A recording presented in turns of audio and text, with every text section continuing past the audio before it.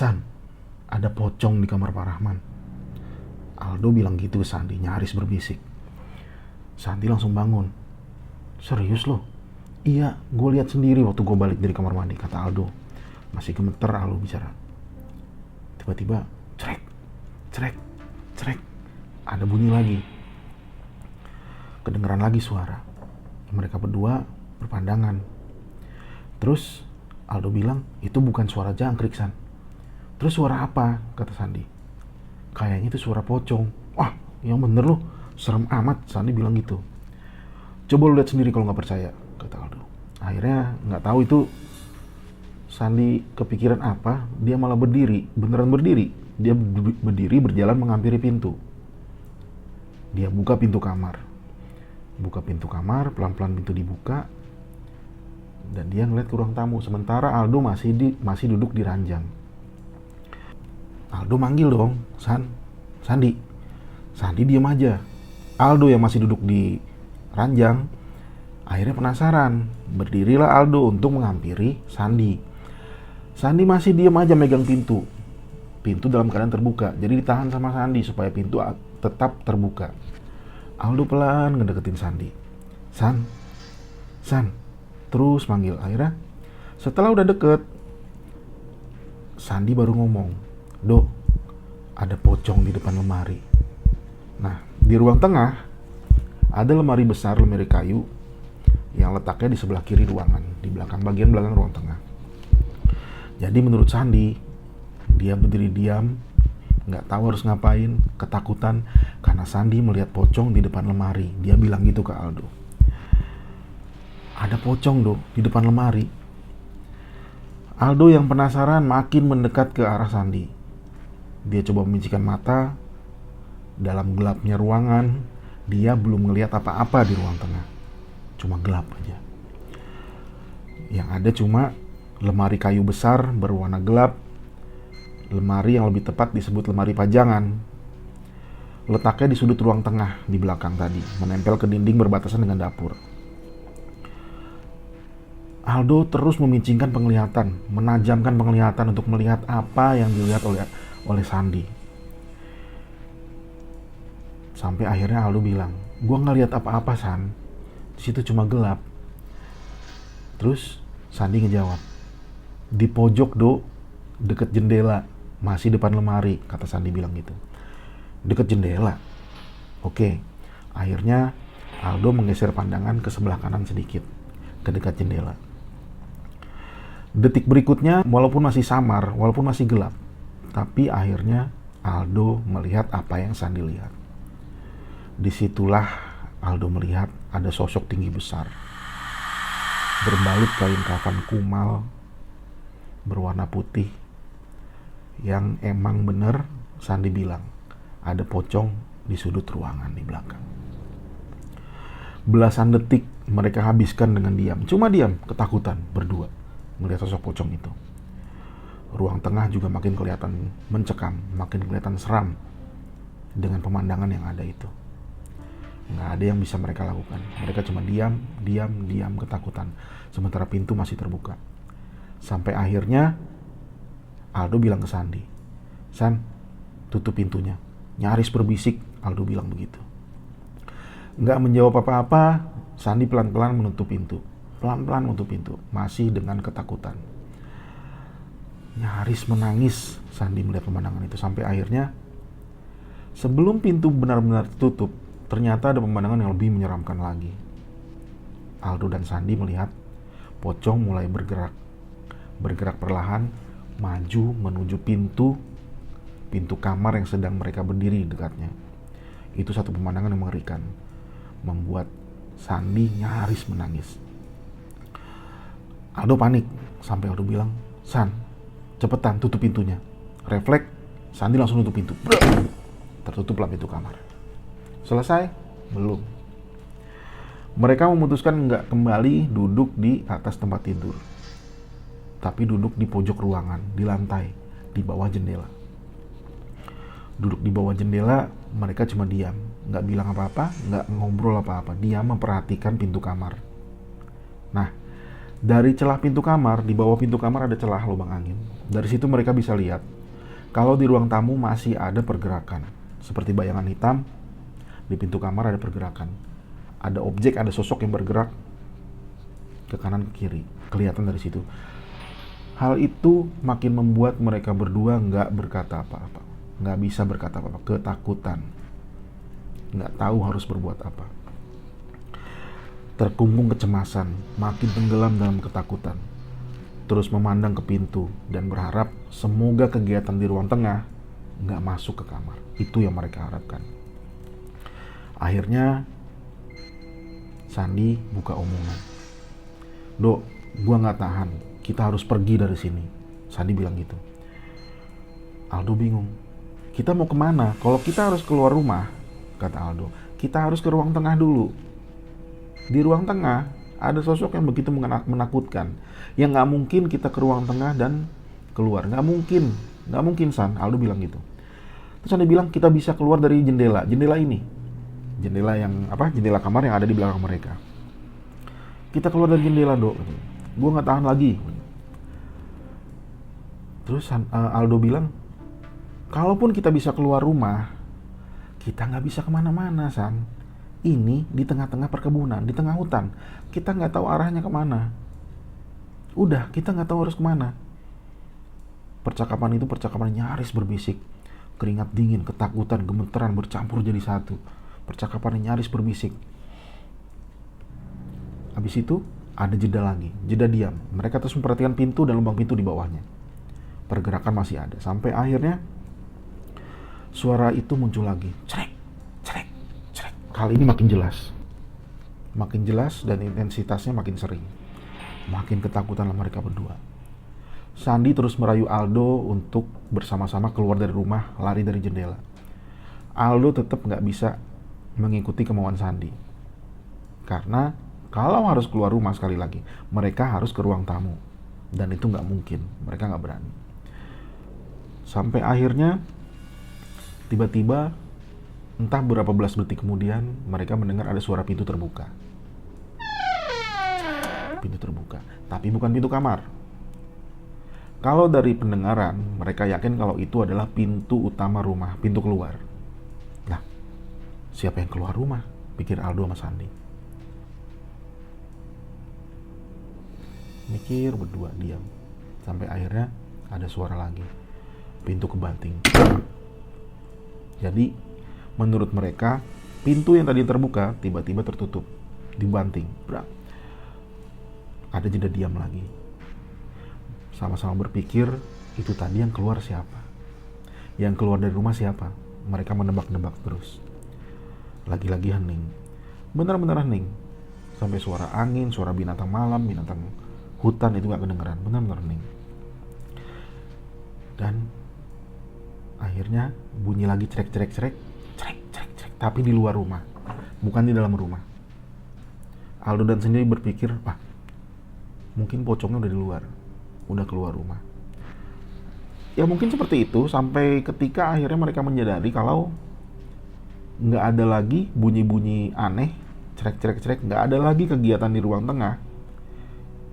Menurut mereka nggak ada lagi kegiatan di ruang tengah dan nggak ada lagi kegiatan seram yang terjadi. Semuanya hening, semuanya sepi, nggak ada suara seram, nggak ada suara pocong. Terus mereka dengar keheningan, tapi mereka nggak tidur. Mereka terus terjaga sampai subuh menjelang.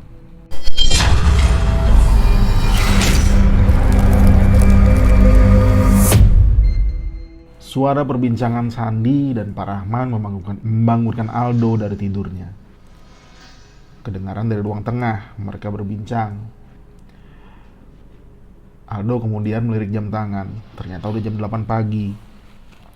Jendela kamar sudah terbuka lebar. Mentari menyerbakan sinarnya, menerangi setiap sudut kamar. Aldo masih terbaring di tempat tidurnya, menikmati semuanya. Suara burung, ranting pohon, angin yang sejuk, semua dinikmati Aldo di situ pagi-pagi. Mengesampingkan keangkeran dan keseraman perkebunan karet. Lingkungan perkebunan karet pagi hari itu sungguh indah. Sungguh merupakan pagi yang indah. Kalau di Jakarta, Aldo nggak pernah merasakan itu lagi. Ya udah, Aldo memutuskan untuk keluar kamar. Dan benar, ternyata Sandi dan Pak Rahman udah ada di ruang tengah menikmati kopi, sarapan pagi. Aldo udah bangun, kata Sandi. Ayo ngopi dulu. Akhirnya dimulailah perbincangan ringan pagi itu. Bertiga mereka membahas semua hal tentang perkebunan, semua hal tentang karet, semua hal tentang rumah dan lingkungannya. Tapi sama sekali nggak membicarakan hal-hal yang mereka alami malam sebelumnya. Hal-hal yang serem, hal-hal yang menakutkan. Sama sekali belum cerita. Aldo dan Sandi sama sekali belum cerita. Gitu. Setelah itu, sekitar jam 10 siang mereka mulai melakukan pekerjaan yang memang seharusnya dilakukan. Ya itu tadi, balik lagi, mereka belum berani cerita tentang hal-hal seram yang mereka alami malam sebelumnya ke Pak Rahman. Hanya membicarakan hal-hal yang berhubungan dengan pekerjaan. Hari ini mereka akan mengambil sampel tanah dan beberapa bagian lahan dan sampel karet yang ada di sana. Ya, untuk keperluan pekerjaan mereka harus mengambil semua itu. Secepatnya mereka harus lakukan agar secepatnya pula mereka kembali ke Jakarta setelah mendapatkan semua data yang dibutuhkan. Hari itu akhirnya mereka jalani dengan bekerja. Sedikit banyak bisa melupakan pengalaman serem yang terjadi di rumah itu sebelumnya. Normal, mereka bekerja, mencari sampel, mengumpulkan data, dibantu dengan Pak Rahman, sampai akhirnya siang menjelang. Nah, siang-siang itu ketika istirahat, siang hari, Pak Rahman bilang, Aldo dan Sandi, maaf ya, nanti malam saya nggak bisa tidur di rumah ini lagi. Saya harus kembali ke kota. Ada urusan yang nggak bisa ditinggalkan. Besok pagi saya kesini lagi. Aldo dan Sandi berpandangan dong. Ya, kita berdua dong malam-malam di rumah ini. Iya, nggak apa-apa kan? Aman kan? Kata Pak Rahman lagi. Iya sih Pak, aman. Tapi Sandi coba kasih kode. Tapi kenapa Bang Sandi? Nggak apa-apa Pak, nanti aja, kata Sandi sambil ketawa. Ya sudah, perbincangan selesai ketika matahari mulai meninggi, siang makin panas. Kemudian sekitar jam 10, mereka mulai kegiatan berkeliling ke setiap sudut perkebunan, mencari semua data, mengambil sampel yang dibutuhkan untuk nanti dibawa ke Jakarta. Dalam prosesnya, sesuai janji, Pak Rahman menemani seharian itu. Dan singkatnya, nggak berlama-lama, sekitar jam 2 siang lebih sedikit kegiatan selesai. Mereka sudah mendapatkan data yang dibutuhkan, mendapatkan sampel yang dibutuhkan, dan kegiatan selesai. Akhirnya Sandi, Pak Rahman, Aldo kembali ke rumah itu lagi untuk makan siang. Makan siangnya seadanya, makan siang yang disiapkan oleh Pak Rahman. Jam 2 itu juga Sandi tiba-tiba bilang, Pak Rahman, gimana kalau nanti malam Pak Rahman balik ke sini lagi, menemani kami di sini kayak tadi malam? Pak Rahman tetap bersikukuh, nggak bisa, saya harus pulang, ada urusan yang harus diselesaikan, kata Pak Rahman. Ya, seenggaknya Sandi udah mencoba kan. Ya sudah, akhirnya Pak Rahman bersikukuh untuk kembali ke kota. Dan jam 2 itu tiba-tiba Aldo kok merasa ngantuk banget Aldo. Jadi mengertilah karena malam sebelumnya dia nggak tidur semalaman kan, karena ada teror yang menyeramkan itu. Akhirnya Aldo minta izin lah, San, Pak Rahman saya tidur dulu sebentar ya, ke dua orang itu. Akhirnya Aldo tidur siang itu, jam 2 siang. Setelah makan siang dia tidur. Rencananya Aldo tidur sebentar, paling 1 jam atau setengah jam. Setelah itu bangun dan kembali melakukan kegiatan yang dibutuhkan lagi nantinya. Cuma malah kebablasan. Aldo bangun menjelang maghrib, jam 5:30 sore. Cek-cek mata, melihat sekeliling, perhatikan, ternyata benar menjelang maghrib. Ya, kebablasan, kalau pikir gitu. Kelamaan tidur gitu kan. Sekali lagi dia memastikan melirik jam tangan. Benar, jam 5:30. Sudah gelap. Dia keluar kamar, memeriksa sekitar. Yang dia tahu, Pak Rahman memang pergi ke kota. Dia sudah pamit tadi sebelum Aldo tidur. Tapi saat itu Sandi pun nggak ada. Sandi nggak ada. Nggak ada. Rumah itu kosong. Cuma ada Aldo sendirian. Aldo bingung lah. Sandi kemana ya? Kok sepi ini rumah gitu. 3 jam lamanya dia tidur, membuat tubuhnya kembali segar. Keliling lah dia nyari Sandi. Dan benar, Sandi nggak ada di situ. Makin bertanya-tanya, Sandi kemana sih gitu ya. Sampai akhirnya ternyata di meja ada secari kertas. Kertasnya ada tulisan. Di situ ternyata surat dari Sandi. Di surat itu Sandi bilang, "Do, gua ke kota dulu ya. Mau beli barang-barang keperluan. Gua ke kota ikut dengan Pak Rahman sekalian. Gua janji akan datang sebelum malam. Tenang aja," kata Sandi di surat itu. Aldo lah, ya gitulah Aldo. Kampret kata Aldo. Gua sendirian dong di rumah ini. Dan Aldo berharap semoga Sandi memenuhi janjinya. Pulang sebelum malam tiba. Akhirnya Aldo sendirian 5:30. Menjelang maghrib itu Aldo duduk di teras depan menunggu maghrib tiba, menunggu malam tiba. Malam yang suasananya akan jauh berbeda dari siang hari. Akhirnya waktu berjalan, maghrib tiba, Aldo mendirikan sholat. Setelah itu 6:30 Aldo kembali ke teras depan. Perkebunan sudah gelap gulita total. Sampai jam 7, jam 7:30, jam 8, Sandi nggak juga kelihatan batang hidungnya. Nggak ada sedikit pun tanda-tanda yang menunjukkan kalau Sandi menuju ke rumah itu. Aldo sendirian. Ketakutan? Belum. Aldo masih dalam tahap cemas. 8:30, jam 9, Sandi belum kelihatan juga. Ya itu tadi, suasana malam agak berbeda. Ternyata kali ini langitnya cerah, banyak bintang. Cahaya langit nyaris bisa menerangi permukaan bumi, nyaris bisa menerangi perkebunan karet itu. Karena langitnya cerah, masih jam 9. Suasana seperti itu sejenak Aldo bisa melupakan kalau sebenarnya dia sedang sendirian berada di perkebunan karet itu, sedang sendirian di rumah itu. Sejenak dia lupa karena suasananya sangat indah dan menenangkan. Akhirnya tiba jam 10 malam. Bayang-bayang pohon karet yang tadinya bias karena ada cahaya langit pelan-pelan mulai hilang. Karena tiba-tiba cahaya langit mulai tertutup awan, langit jadi gelap. Gak tahu kenapa. Yang tadinya Aldo merasa tenang karena suasananya menyenangkan, pelan-pelan berubah. Langit jadi kelam. Pemandangan jangan ditanya lagi. Langit yang udah gelap total, bintang-bintang yang tadi ada jadi hilang.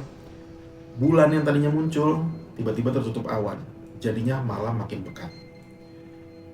Di titik ini Aldo yang sejak tadi sukses mengelola isi kepala agar tidak bermain di wilayah seram, pelan-pelan dia mulai merinding, mulai ketakutan, terbawa suasana. Sudah jam 10 malam, 10 malam lewat. Harusnya Aldo masuk ke dalam rumah. Seharusnya seperti itu. Cuma dia memutuskan untuk melanjutkan duduk di teras sambil berharap Sandi menunjukkan batang hidungnya, Sandi balik dari kota. Sambil berharap itu. Sampai akhirnya menjelang jam 11, Aldo mulai mencium bau-bau aneh. Awalnya dia nggak sadar itu bau apa. Nggak wangi tapi menyengat. Awalnya Aldo nggak tahu ini bau apa. Bingung dia, ini bau apa sih gitu. Nggak yakin bau apa. Tapi lama-lama Aldo tahu kalau ternyata itu adalah bau kentang. Kentang rebus. Baunya kadang pekat, kuat, kadang hilang, kadang kayak deket, kadang kayak jauh. Berputar seperti ya, kayak gitu aja sampai beberapa menit lamanya. Dan bingung juga, siapa yang rebus kentang? Perasaan dari sore tadi, Aldo sama sekali nggak nyalain kompor, apalagi ngerebus kentang. Terus, bau kentang ini dari mana gitu? Di tengah perkebunan karet, di tengah hutan, siapa yang ngerebus kentang? Pikiran Aldo mulai melalang buana, bermain dengan nyali. Perasaannya juga mulai nggak enak. Sampai akhirnya Aldo memutuskan untuk masuk ke dalam rumah. Jam 11 lewat, hampir tengah malam. Seharusnya jam segini, jam setengah 11 ini, mau tengah malam ini, Aldo sedang ngantuk-ngantuknya, mau tidur. Tapi kali ini situasinya beda. Kali ini Aldo nggak merasakan ngantuk sama sekali. Badannya segar bugar. Di dalam rumah, Aldo duduk di ruang tengah. Sarungan, tetap ditemani rokok yang disulutnya berkali-kali. Nggak berani masuk kamar, takut. Sesekali mengintip keluar jendela, masih berharap kalau Sandi akan pulang malam itu. Atau Sandi tiba-tiba datang. Tapi terus aja dikecewakan karena Sandi nggak muncul-muncul juga. Nah, ketika jam 12 tiba, jam 12 lewat sedikit, terdengar suara. Srek, srek, srek. Suaranya kayak gitu suaranya. Dari kejauhan. Jadi kalau mau digambarkan, suaranya itu kayak suara langkah kaki seseorang yang sedang berjalan di atas rerumputan semak belukar. Srek, srek, srek. Kayak gitu bunyinya. Sebegitu sepinya keadaan, Aldo sampai bisa mendengar suara sedetail itu. Srek, srek, srek, kedengeran lagi. Setelah beberapa kali kedengaran, makin yakin kalau itu memang benar-benar suara langkah kaki. Itu Sandi bukan ya? Aldo pikir gitu dalam hati. Tapi kan Sandi bawa motor ke kota. Nggak mungkin dia datang jalan kaki. Terus, itu suara langkah kaki siapa? Tambah bingung lah Aldo. Tapi masih kedengeran. Srek, srek, srek. Yang tadinya jauh, kedengarannya makin dekat, makin dekat, makin dekat lagi. Sampai akhirnya, Aldo mendekat ke jendela, penasaran. Itu siapa sih yang mendekat ke rumah? Langkah kakinya makin jelas. Mengintiplah Aldo dari jendela, dari celah tirai. Pertama kali mengintip, Aldo nggak lihat apa-apa. Yang ada gelap, gelap, gelap, total gelap. Tapi suaranya makin kedengeran. Mencekam makin terasa. Sepinya nggak biasa, kata Aldo. Heningnya seperti memancarkan ketakutan di hutan perkebunan karet ini. Aldo makin ketakutan. Ketakutannya makin gak bisa dikendalikan. Ketika suara langkah kaki makin jelas, makin jelas, makin jelas, tapi sama sekali sang punya langkah belum kelihatan juga. Mendadak Aldo merasakan sesuatu yang bikin dia ketakutan, gak tahu apa.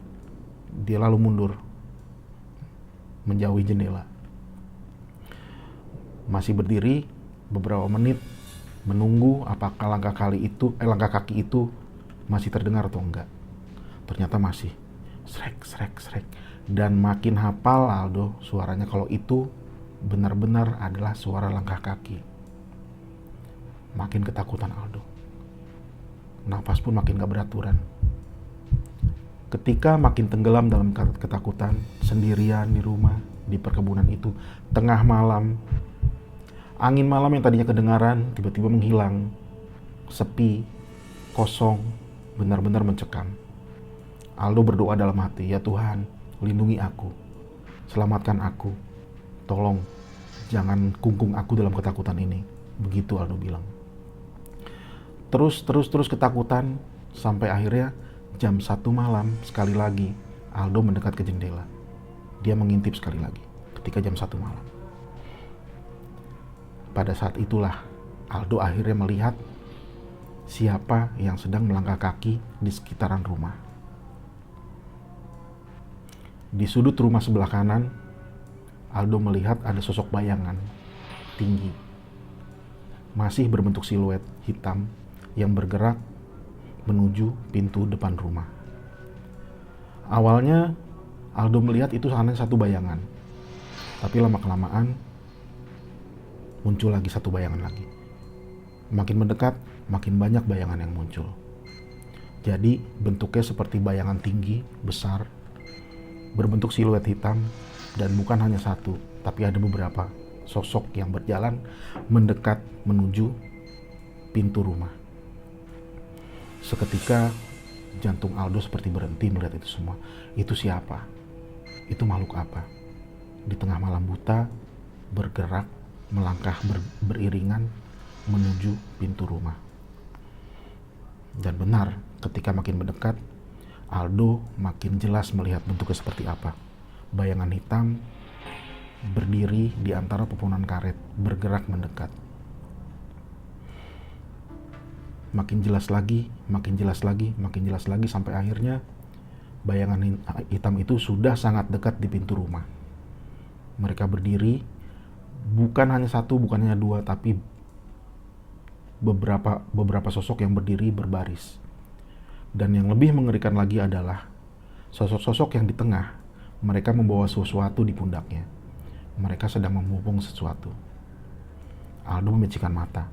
Itu mereka bawa apa ya? Berbaris seperti itu.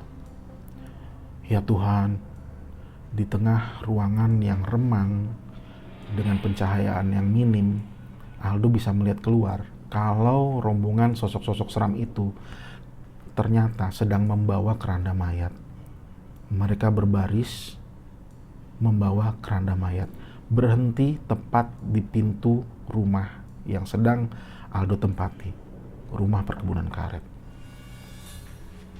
Aldo mundur lagi, menjauh dari jendela. Dia merapat ke bagian belakang ruang tengah.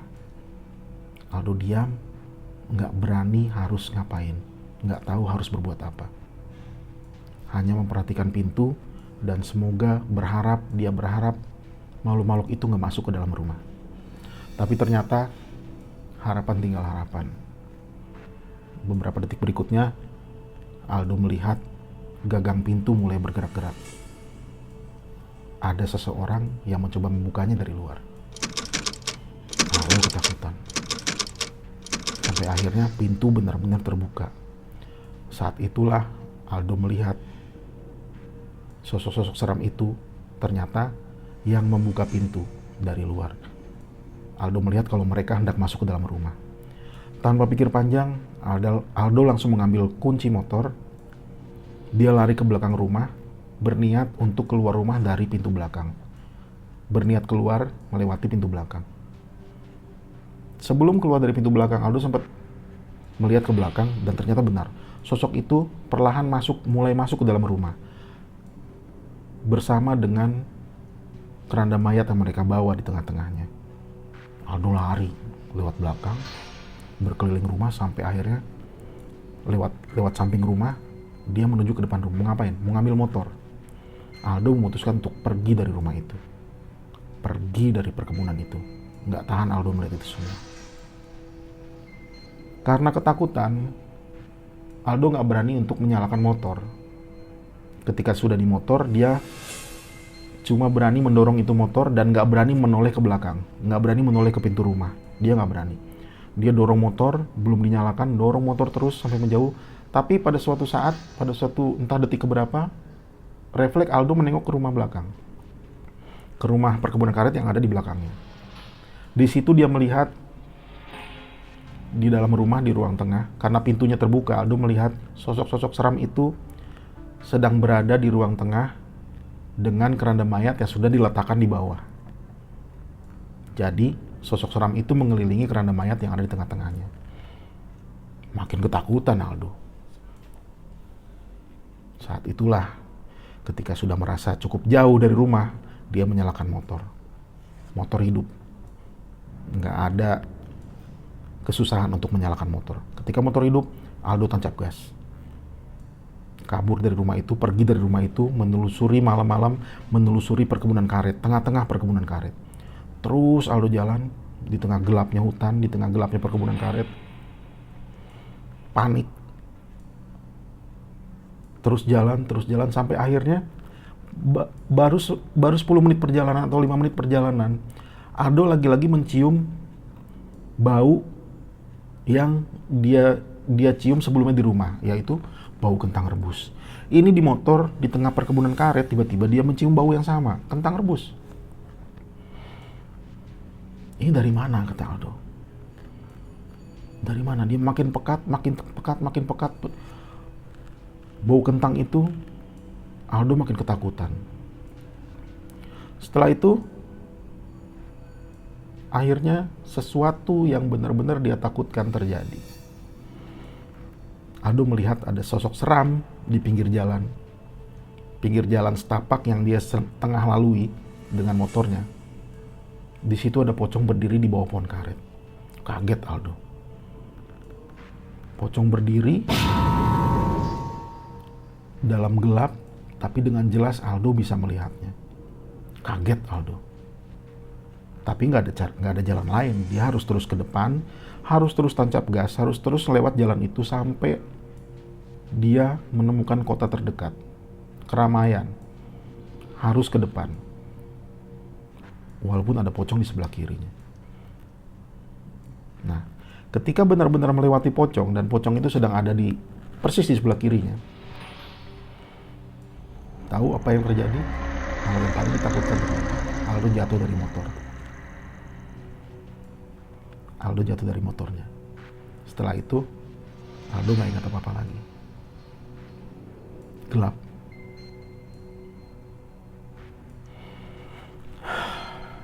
Entah beberapa jam berikutnya, tiba-tiba Aldo dibangunkan oleh seseorang yang membangunkan dia. Do, bangun Do. Ternyata Sandi. Ternyata hari udah nggak gelap lagi, udah terang, sudah pagi. Di sekeliling Aldo banyak orang di situ. Cuma yang Aldo kenal cuma 2, Sandi dan Pak Rahman. Jadi singkatnya, Aldo ditemukan pagi-pagi oleh Sandi, Pak Rahman, dan beberapa orang dari desa terdekat setelah mereka mendapati rumah perkebunan karet itu kosong. Aldo nggak ada di situ, makanya Sandi dan Pak Rahman memutuskan untuk mencari Aldo di mana gitu. Aldo di mana? Dan setelah itu mereka berbincang. Aldo cerita semua kejadian yang dialami malamnya, dan Sandi pun akhirnya cerita kenapa dia malam itu nggak pulang. Kan janjinya dia pulang sebelum malam, ternyata dia nggak pulang. Ternyata Sandi juga mengalami hal yang mengerikan. Kejadian apa yang Sandi alami? Nanti akan diceritakan di video berikutnya. Di prequel RHDPK. Sampai jumpa.